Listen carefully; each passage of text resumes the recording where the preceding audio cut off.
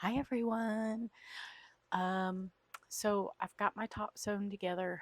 I didn't come on here necessarily to show you this, but I did run out of fabric. I knew I would, and I could have skimped to go all the way around with like a real narrow 2-inch border, but I wanted a fancy border. How fancy? Well, let's find out. So I took this design and put it in EQ8 and tried to make it the head or the bust of it manly. And putting in the dimensions, I got turned around with the cut length versus the finished size, and it was very unsuccessful. It would have been so cool for me to design a bust that was a man. That took such an inordinate amount of time and was unsuccessful that I scrapped that idea and moved on to the next thing. So, for those of you who have EQ8, it comes equipped with a database full of blocks and not necessarily blocks you would even ever use. So, I went through and I looked through all the blocks. And normally I'm just looking at the traditional pieced blocks. I haven't really gravitated towards any of the other spots. And oh my goodness, there are medallion quilts in there. They're already designed. Anyway, I decided, well, I wonder what there is available. Maybe there's like some Art Deco applique or something. And so I went into the applique folder of blocks, and oh my gosh, they actually had one. They actually had a applique block that was suitable to the idea that I was originally trying to go with, having a man. So how do you put a man in a female quilt? First, you don't put his head. So I put headless men. I put two headless men in this quilt, and there is a symbolism of it for me. I am not going to get into those specifics. We all know that we can love them and we can hate them. So, what I did, I'll insert a picture here. Here is a picture of the JPEG, and it's perfectly suitable for this. It's a tuxedo, and this was really tricky to lay out. I just, what is that called? Misty fused my applique pieces and then cut them out and then installed them all together on a piece of parchment and then peeled that off the parchment when it was hot, and then I was able to put it on the quilt. I regret not changing the collar of the quilt more, and I will go around the collar with some kind of stitch that shows up so you can see it across the room. Now I've got to figure out a backing. And yes, I did figure out what this background fabric was called. I knew it came from a Riley Blake bolt. I knew it was a shade of pink. So I pulled up a Riley Blake color card online to see if I could tell which pink it was. And it was clearly ballerina pink.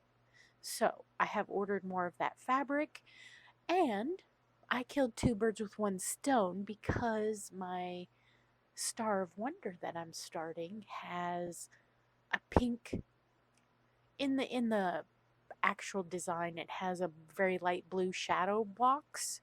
Well, obviously I'm not going blue with my color pattern, so I have opted to go pink, a very, very hushed pink.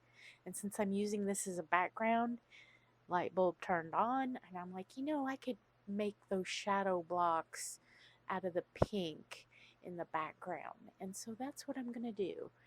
And so far, I am loving building those blocks. So I think Catherine Kerr is from New Zealand, and New Zealand's time zone is 5 hours ahead of ours. So it turns midnight. No, it's the other way around. Are they behind us? No, they would have to be ahead of us. They're ahead of us, sorry. Not thinking sometimes. They are ahead of us by 5 hours. So at midnight, the block posts New Zealand time. That means for me, I get it at 7 p.m. And so each night that it posted, Wednesday through Friday, I sat there and sewed the blocks. Actually, it was Tuesday through Friday since it's the day before. So July 1st through the 4th, I sewed on June 30th through the 3rd. And let me show you those blocks.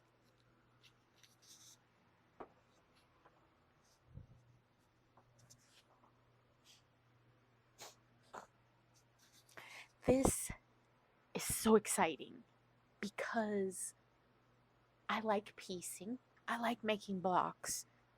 But I really like intricate things, and I like advanced things, and I like challenging things. And these are doing all of that. They're checking all of my boxes. I understand not all of us are in that camp. I completely understand. But you can live vicariously through me and watch my journey on this. So the first block is called the Rosebud block. And these finish at 4 inches, and I did post this on my community page if you want to take a close-up look, but that's the Rosebud. That was the first block. I don't remember what this one's called. This one was the second block, and this one was foundation pieced, and I will say this, I really liked doing this one. It took all night, and I am keeping track of how many hours I am spending each night and then tallying them at the end of the week. So the next block is red rum. That's murder backwards. So while I'm still being able to piece and do the things that I really like, this one was hard. And I spent 3.5 hours on this one. And it totally turned out wonky, and my color assignments were incorrect. Unfortunately, if there is a color correction, you have to read the fine print below, and I did not do that. And I went to all this work before I realized, oops, I didn't read the you need to fix this before you move on disclaimer. So that's my fault. And I will probably remake this block, and I will probably figure out a different way. This combined foundation paper piecing with needle turn applique. I made the mistake of sewing my little drunkard's arcs and then trying to needle turn applique them. And I think that's wrong. I think I should have not sewn my arcs together and individually needle turned each piece and butted it up against the next piece. I followed the directions. Okay, she had a video in Teachable that showed me how to do this. And if you can, let's look at this up close. My stitching looks really good. The one corner on the pink, that one looks really good. The rest of these looks like I had too much wine. But it is my first try, and I always have the option to redo this, and I probably will. Do not have time to redo it. I will make that decision when I get towards the end. But needle turn to applique, you can tell that my one really is lined up really good. My other ones, this one's okay, but if you look, this one's like way up there, and I don't have any explanation for it. I don't know why it turned out that way. I also have the option of just cutting the actual, that was the hardest block so far. And then on the 4th of July, which was July 3rd for me, I have been off all day from work and I was looking forward to the challenge. And then when it posted, it was an easy one. This one was the one that took me the least amount, and it's a friendship star. I'm using very, very similar fabrics in the tans. Um, you can't really tell that there's a difference, but looking up close, you can tell that it does have definition. So that's what I'm working on now. Things are moving along. I think in my last couple videos ago, I stated that I started a campaign on Instagram where I'm sewing every day. That really gets stuff done. And even if I'm just doing it 30 minutes, yesterday, because I had so many things, like I had the dishwasher going, I had the all my laundry going, I was vacuuming, I didn't plug in the iron, so I didn't do any sewing on Saturday, which was yesterday. And that bothered me, but I also know that I have responsibilities that I need to do in the house, so it's a trade off. We all know that. We have chores, we all know. So I'm really enjoying the Star of Wonder. And how many of you are doing this too or have done it? I really, really would love to hear your comments.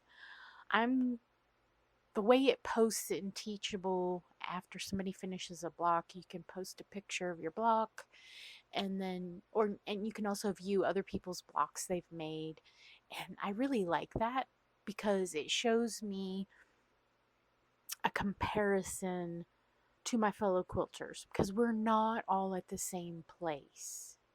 We are not all at the same place.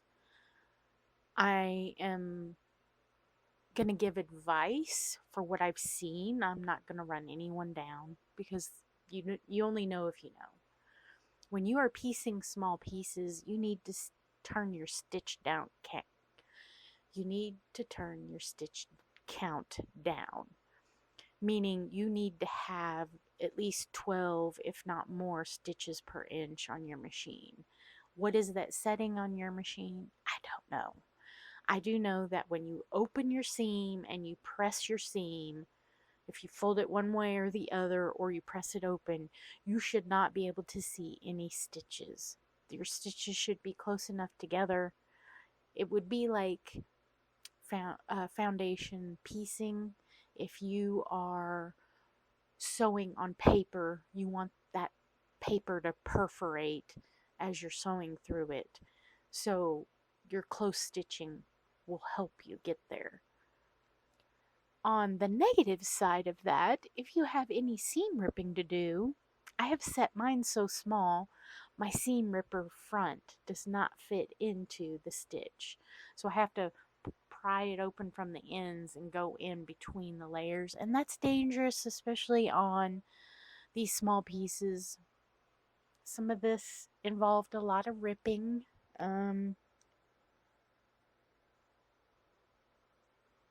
This block involved a lot of ripping. My center point does not really match, and to begin with, that first time and second time I sewed it together, oh, that internal pinwheel was horrible. I went with this is acceptable, because when I pull it back you can't tell. um so that one involves seam ripping. This one involves seam ripping as well, but it was because the angle of the piece with the small piece I was trying to use did not jive, and so I'd sew it, fold it back, and then it'd be offset. That is the thing I hate about foundation paper piecing. So this one involved a lot of it, and this was all foundation piece, and then after you get done with it, you had to rip the papers out.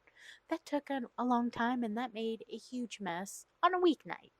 Yeah, but I am enjoying it. I complain, but I'm enjoying it.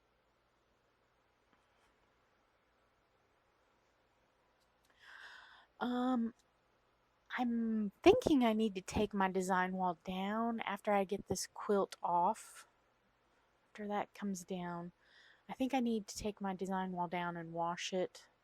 For those of you who have a design wall that's made from batting, you know you can't wash it. It'll fall apart.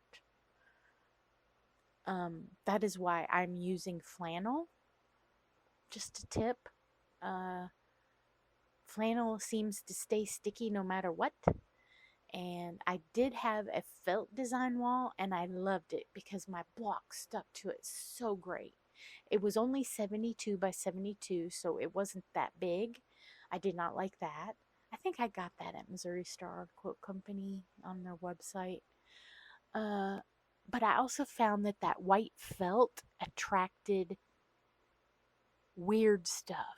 So if I'm cooking and I don't have a Ventahood, if I'm cooking and I go for something that's a recipe that might be a little blackened, um, I'm finding that that piece of felt really absorbed whatever pollutants were in the air, and then it looked really gross and dingy. And it's kind of like if you've ever been to a smoker's house and then have to take down a picture and you remove the picture and it leaves the outline on a wall. Yeah, it kind of did that on the felt. So that got thrown away. That was not expensive. So I used it for years. After years of use, it was very dingy looking, and I was ashamed to kind of present that on camera. So I'm really liking the flannel, and I didn't hem the ends or anything. I don't care if it frays. It actually is working really, really well. Um, I need to take it down and wash it. I also need to wash I made a cover for my wool mat, and you can almost knock on it and it sounds like wood. I have starched and starched and starched on that for months, going all the way back to the muscle car quilt that it needs to be washed. And right now, at this point, I think it even repels water because I've inundated it so much with starch. So I have to do all those things. I'm getting ready for a show, so I've got several quilts that I will be able to take full straight on views of. I love that about a quilt show. You can take a full straight on view. That's it. I just wanted to get on here and again make sure I'm here weekly. This will post a week after I film this because I'm technically a week ahead. So I will be adding more blocks to this video. Um, but I probably will save those for the following week. So I'm going to look like I have a lot of progress when I don't. So,